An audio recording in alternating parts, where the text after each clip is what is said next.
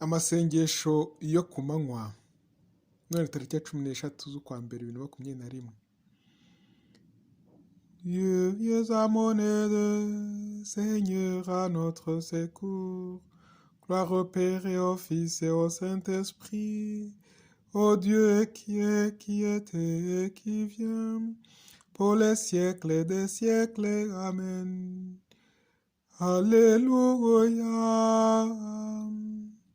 Turakuramya Yezu urumuremyi, uri hano rwose uri muzima, uburyo udukunda ntako bungana, uduhaza twiyise Mukaristiya.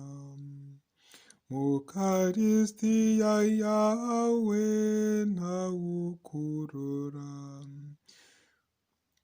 turemera yuko urimwo rwose, mwemanyi ni wowe wabitubwiye, ntawubasha guhinyura ibyo wavuze. Izo nyir'ubuntu umbabarire, weze roho yanjye unkize ibyaha, unyiteyeho rwose ntumarurukwe, njye nsinda shitani intera iteka.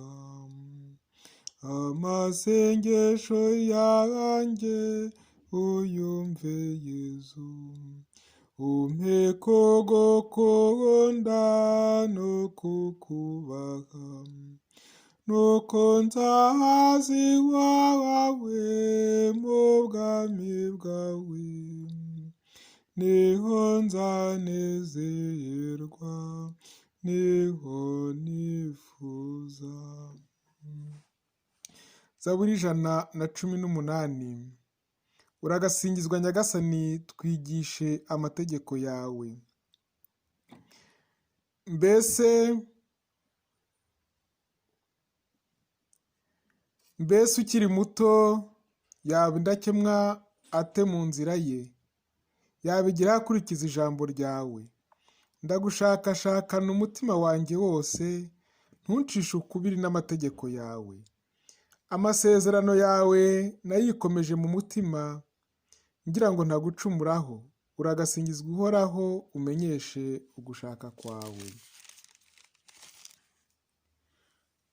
Mpora ntondagura amateka yose waciye, mpimbazwa no gukurikiza ibyemezo byawe kuruta uko ubukire butera ibyishimo.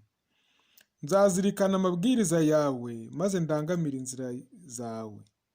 Nzahimbazwa no gushaka kwawe, noye kuzibagirwa ijambo ryawe. Yubahe Imana Data na Mwana na Mutagatifu, nk'uko bisanzwe iteka, niyubahe n'ubu n'iteka ryose. Amen. Zaburi ya 16. Wowe unsubiza iyo ngutabaje, unyumve Mana yanjye. Uhoraho ndenganura, nyumva wite ku maganya yanjye, tega amatwi isengesho ryanjye ridaturutse mu munwa ubeshya.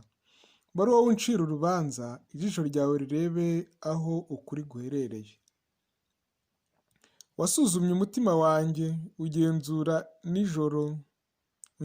nijoro ndetse urangerageza. Ntiwagira ikibi unsangana, ururimi rwanjye narurinze gucumura.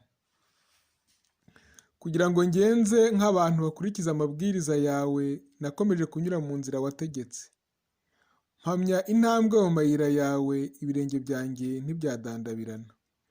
Mana yanjye ndakwiyambaza kuko unyumva, ntega amatwi wumva ibyo nkubwira.